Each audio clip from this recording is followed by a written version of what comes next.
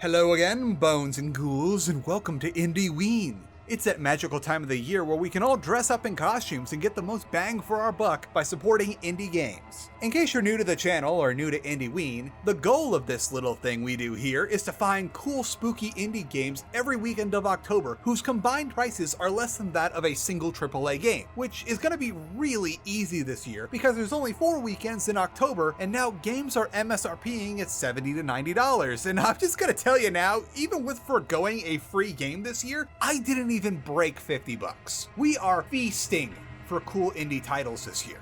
Now, before we get into the video, have you ever felt that you're wasting too much time on social media apps on your phone? Well, I've got a great solution for you, which is not a sponsor since we don't do those here. Instead, I'll just tell you a free, non-service involved way to get around this, which is to go into your phone or device's settings, look for something like digital health or screen time or whatever it's called on your device, and alongside seeing how much time you spend each day on certain apps, you can usually set time limits for each of them to curtail your doom scroll. I personally go for 15 minutes apiece for each of the major social medias. And look at that, I didn't even have to sign up or anything to do this. It's built into my phone. And while I've got you here for this extra minute, how about you check out a demo for a new immersive sim called Sorceress, which just launched its Kickstarter a few days ago. It's pretty cool, and I'd hope you'd all consider backing it if you're a fan of immersive sims and like the demo. To start things off at $17.99 USD, we've got Alisa, a game by Casper Croes. Alisa is a survival horror game inspired by the 1980s rendition of Alice made in Czechoslovakia according to the Kickstarter, and it is a rock-solid addition to the PS1 aesthetic of spooky games. In Alisa, you do fun and spooky activities such as solving puzzles to find keys and get further into the dollhouse, weigh the ethics of installing mechanical augmentations into your body given to you by a hand puppet in order to survive. And you can delete clown. According to Alice's Kickstarter back in 2020, Casper didn't even know that haunted PS1 or PS1 throwback aesthetic was a thing, but it works nicely and also means that this game runs smoothly on pretty much any PC. In Alisa, you play as, wait for it, Alisa, who is a member of the special police force known as the Croes of an unnamed nation who is pursuing someone who stole some very special blueprints in the name of her nation's emperor. Things get a little weird though, and after being attacked by whatever the heck these things are, Alisa finds herself in a dress she's never seen before, trapped inside a mansion of clockwork monsters. Hope you're ready to solve them puzzles. Welcome to the Dollhouse. There will be puzzle solving and awkward gun handling.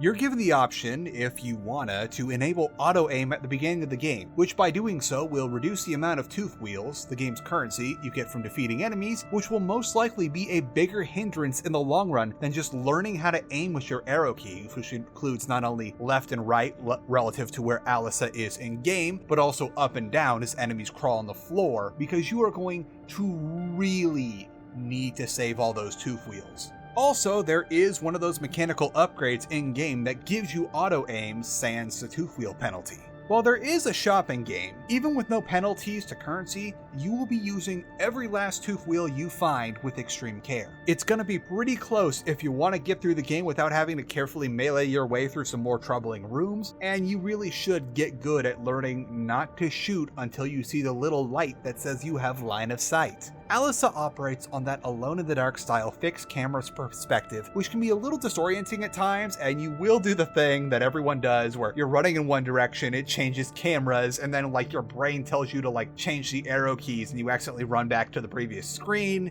But it's trying to be period correct. Give it a break. This is very much serving the tenets of classic survival horror and how you won't always have a clear shot or even a good look at the monsters coming towards you. Don't worry, there's no Alone in the Dark 2 shenanigans though. You don't have to play as like a little girl for a third of the game and the pace goes to a crawl. These are just set pieces.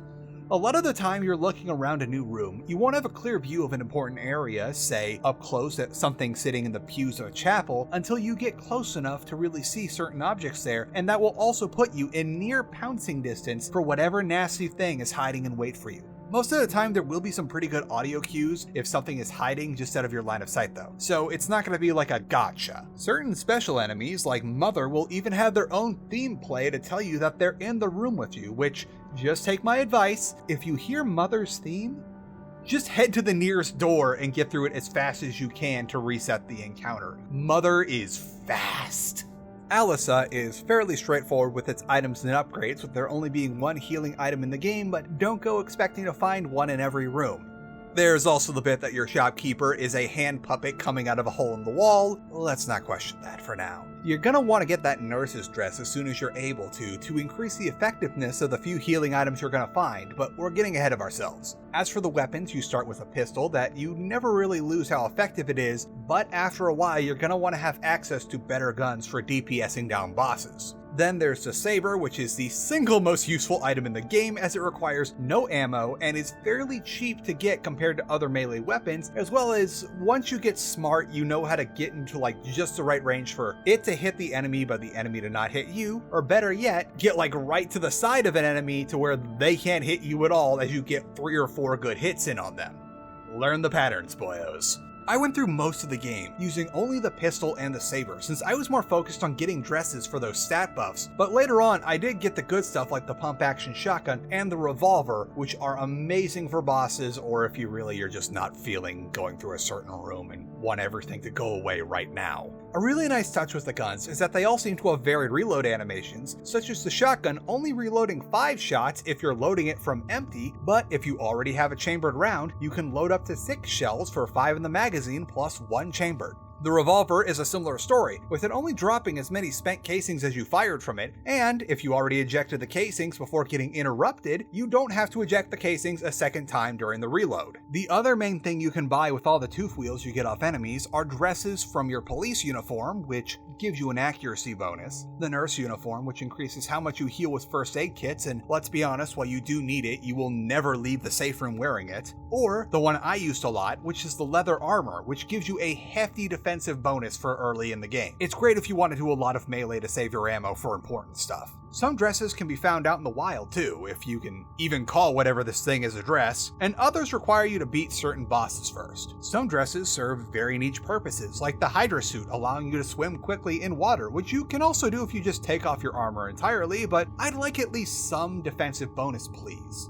Also, another nice little touch for the Hydra, or just going in what I assume is a normal swimsuit, if you walk on the remains of one of the glass fish people or a place where glass is broken, like say, where Mother broke out of her case, you will take damage in the Hydra suit because you're not wearing shoes. Alisa is full of nice little touches like this, and I love it. Finally, if you aren't going to buy guns or dresses and you're topped up on ammo, there are Pierre's upgrades. You have to defeat Dr. Pierre Edmondson as a boss first before he returns in puppet form to sell you things from inside the wall, and if you're not feeling the boss weapons he's got, you can start putting tooth wheels into your own body for bonuses. These are things as simple as the magnetic fingertips that allow you to collect tooth wheels from a distance and auto-aim, or makeup that lets you play using special skins over whatever dress you're already wearing, to a set of invisible puppet strings that give you a backdash, or an extra skeleton made out of cogs that lets you run with an endgame weapon. The second to last one there is also really handy if you want to get into melee to conserve ammo between bosses. Be careful though, all of these body modifications will come at a cost. Once you've topped up on ammo and found the right dress for your night out in the dollhouse, you'll be exploring in a way that very much rings true to the classic survival horror format. The dollhouse is large, but there's no way to really get out of it until the very end of the game. It's split into areas, each controlled by a powerful entity, and if you want to get around, you're gonna have to find a whole bunch of oddly specific keys, which will require solving puzzles and surviving traps. There's a nice balance in the puzzles between things that you can solve on the spot with a little brain power, and things where it's pretty clear you need to go find the key to decipher the puzzle somewhere else in the dollhouse, and it's always pretty clear which of these are which and where you need to go. Some puzzles will be the same every time, but others will reset and randomize between runs. I find that the ones that change every time are the ones that require you to go somewhere else to get the cipher to the puzzle, whereas the ones that stay the same are the ones that can be completed in one spot. Maybe this is also a speedrunning quality of life thing where you will need to find a way to route to, say, the basement bathroom to get the answer to the piano safe combination, but every time you do the first puzzle with the sliding tiles, it will be the same, because nobody wants to blow a run because they got a bad sliding tile puzzle early in the game. Once you finally get all these keys by solving the puzzles, the game will slowly become less cordoned off as you are drip-fed progress. There's an element of exploration, as once you get a new key, you're going to want to run to every area of the map you've previously explored to see what it fits into, which if you had an actual attention span unlike me, you'd probably remember which of the doors a new key unlocks box, as examining any locked door will tell you what symbol key it corresponds to. I probably could have gotten through this game a lot faster if I bothered to write these things down or mark them somewhere. Now how about some of those spookies? Alisa is very much in that creepy dollhouse vibe, as you are literally in a creepy dollhouse. Most enemies are vaguely humanoid doll things that shamble towards you in closed-off spaces, where avoiding them can be pretty hard if not near impossible, but there is an achievement for doing as close to a pacifist run as possible in-game. There's also the increasingly unsettling factor that most of these monsters were human at one point, and the result of unethical medical experiments performed in the dollhouse. Yes, even the glass fish people. It doesn't help that those guys can keep attacking you after taking damage that should have killed them, but will crawl around on their legless bodies to try and get you. Oh, and then there's whatever the hell these things are. Let's go back to the thing about lore implications for a bit. There's 3 major areas in the game that you'll be doing a lot of puzzle solving and boss fighting in, and each of them have a theme. The circus, the flooded basement, and the gardens. Without getting too much into the story premise, as we're not quite there yet, each of these areas seems to be a different form of botched experimentation. Each of these areas is also a result of one of the major characters' methodologies for experimentation that have sort of commingled with the others in a way that makes you think that no one in this house should have been practicing anything ever. Oh yeah, and also they were all messing with a force they should not have been messing with, but again, we're getting ahead of ourselves. I enjoy how much each area within the mansion is its own thing. The circus is full of clowns and whatever these things are. The basement maintains its sort of Neptune-esque theme. And the gardens are a maze of pain, as well all the plants have become razor-sharp iron. After beating each area, the enemies from that area will start to escape and be found all over the place, but lucky for you, enemies do not respawn. Also, there's Mother, who we've talked about previously. Mother is this game's Mr. X. It's Regenerator Necromorph. It's little Scrimblow in the bunker with you. Once you set Mother free, she can be found anywhere in the dollhouse and there is no subduing her. Just run.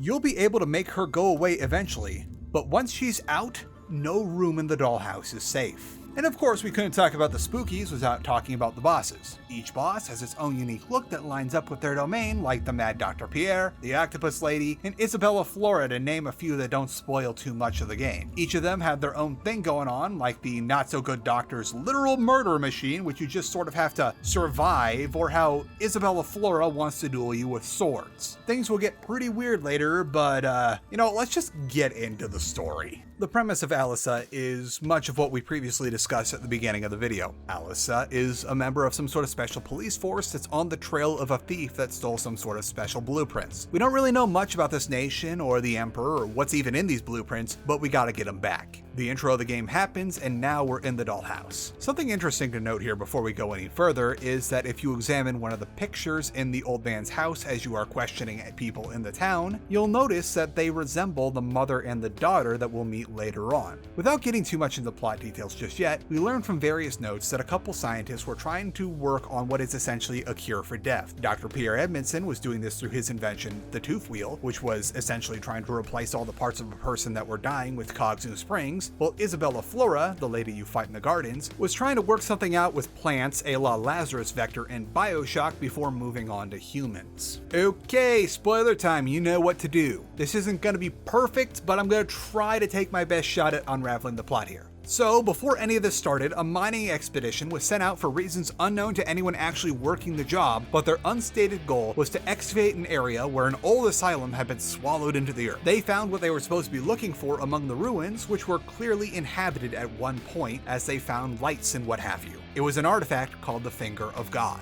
It's a stone that looks like a large finger, which does, stuff to anything that comes into contact with it. Dr. Pierre and Isabella were already on the skids with their work before, with Pierre in particular essentially committed to another asylum, possibly the dollhouse itself, because he kept on experimenting with his tooth wheels to little avail and disastrous results, all while calling it a fun time. The Finger of God is brought to where Isabella Flora and Dr. Pierre were working, and thanks to the power of the finger, Pierre's tooth wheel creations were given life, just not what he was expecting. The majority of the tooth wheel dolls don't really regain any sentience like they used to have, and after taking enough damage or having their tooth wheels fall out, they would turn to gray stone and just die. Isabella had a similar double-edged success where all of her flowers stopped dying, but only because they turned into a sort of living iron, technically back from the dead, but not really alive as you'd have hoped. Other applications for the finger went poorly too, like before the tooth wheel system was nailed down, people would turn into a strange glass like in the flooded basement. The boss you fight down there is one of the worst results of this. Alisa works her way through the dollhouse and finally confronts this little guy, the doll master. I really couldn't dig up much on who the heck he is and how he's doing any of this. Depending on what you did leading up to the doll master, you'll get an ending that might illuminate what's going on and might not. There are 3.5 endings to Alisa that each depend on how many tooth wheel upgrades you installed in Alisa throughout the game. If you did no upgrades or just superficial things like the makeup, the doll master will attempt to control Alisa after he sees that the fight is going very poorly for him, but it will have no effect. Alisa will then escape the dollhouse just as it explodes, and then she wakes up in the city like this was all a bad dream before she hears the voice of her partner from the Croes tell her that he only pretended to choke on his toothpick so that she would go ahead of him. Maybe this implies that it was intended all along for Alisa to get captured and sent to the dollhouse, possibly to become dollified with all of Pierre's augmentations, which is reinforced by ending B. In ending B, which is if Alisa installs some but not all of the possible upgrades, after seeing that the fight is going poorly for him, the dollmaster exerts his control over Alisa, and this time it works because she's got tooth wheels in her. We see the surface explode like it did in ending A, but Alisa is not seen escaping. We then cut to a heavily dollified Alisa playing the piano before some kind of overground assault on the dollhouse opens a crack in the ceiling. We then cut to a rifle's crosshair, seeing Alisa escaping the dollhouse while the sniper lowers his rifle upon seeing it's her. Maybe Alisa was indeed meant to be captured and turned into some kind of doll super soldier, but it's really vague on exactly what the blueprints were, and they seem increasingly irrelevant as they get deeper into the story. Finally, in ending C, which I didn't have time to personally get as it requires 2 NG Plus runs, and that's provided you started on ending A, if Alisa gets all the upgrades, including the special arm knives that you can only get by doing the wave defense bonus mission to retrieve the little girl's leg and then not give it back to her, but instead go to Pierre Edmondson and use it to get an upgrade, Alisa will not only be able to resist the dollmaster, but also take the bomb she was going to use to destroy the finger and shove it right into the dollmaster's mouth before she rides away on the centipede things. Then the dollhouse explodes, and we see Alisa sitting on a chaise lounge chair, completely dollified, but presumably the new dollmaster. If you get this ending again after getting the arm blades, but this time you do the wave defense and give the little girl her leg back, you'll get a similar ending, except this time the little girl will present the crown the thief was wearing to Alisa, while the mother who was chasing you for half the game lurks in the wings. Whew, that was a lot.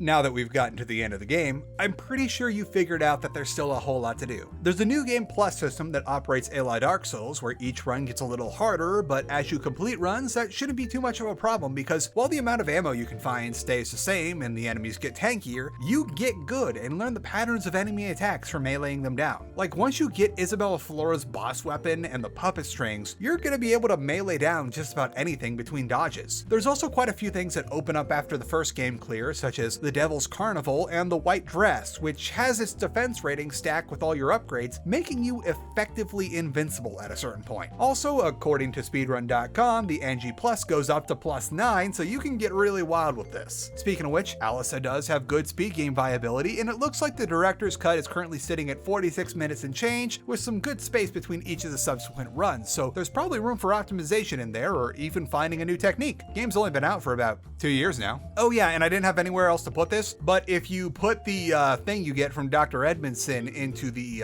flooded sewer area, you can find a fishing pole, and there's a fishing mini game. Overall, Alisa is a solid throwback to survival horror days of old, has a great aesthetic, and is a wonderful start to this year's IndieWeen. That brings our current total to $17.99, which is, well, there's not really anything else to add to it, so that's kind of like we're just starting out here. As a little hint for the next video, our total next week will be at $27.98, and there will be lots of pain and suffering for our player character. Don't tell if you already know what it is, patrons. And that'll do us for today. If you enjoyed the video, I'd ask you to please do all the algorithm things, and please consider supporting me on patreon.com/charlatanwonder if you're able. It really does make these videos possible. Now let's do our sign off. Remember that no matter what you do, be it painting with oils or watercolors, sculpting with aluminum foil, speedruns, music, or whatever your passion is, what you do is not deserving of the term content. It is art. content is a word that has been twisted in a way to mean to grind up all your passions and skills and ideals into the most monetizable slurry possible for the means of someone else's enrichment at your expense. Your art is a reflection of you by the very nature of its creation, and you do not deserve in the slightest to be reduced down to content. So get out there and fight for your art by fighting against content. Stay saucy, everyone. Saucy boy. Boy, you were so brave today. We went to the vet, and Chonkalis got all his shots, and he didn't even hiss or growl. You were such a good boy, Frisk. Scritches for your britches, 'cause good boys get extra scritches. No extra snacks, though. They didn't even have to bring up the chonk chart to say that you are fat. Dude, you were shedding so much.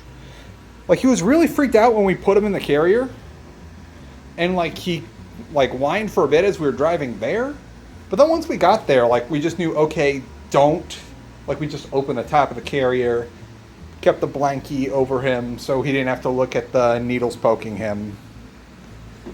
And that seemed to do it. And he was definitely much better behaved than he has been in the past. Like, we used to have to, like, put him out for, like, everything, because just, he was an avatar of violence. But now he's a chill Chonkalis. Oh, no, oh, I jinxed it. You know what, I'm going to sit down with my big-ass clown shoes so I don't get shin splints while I run. And just marvel at the boy. Off he goes. Oh, you gonna hang out in the Dr. Pepper box I left for you?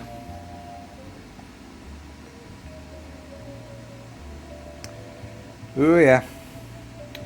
Oh, he's gonna make a big hop. Is he gonna make a big... Oh, he made a big hop. Off he goes.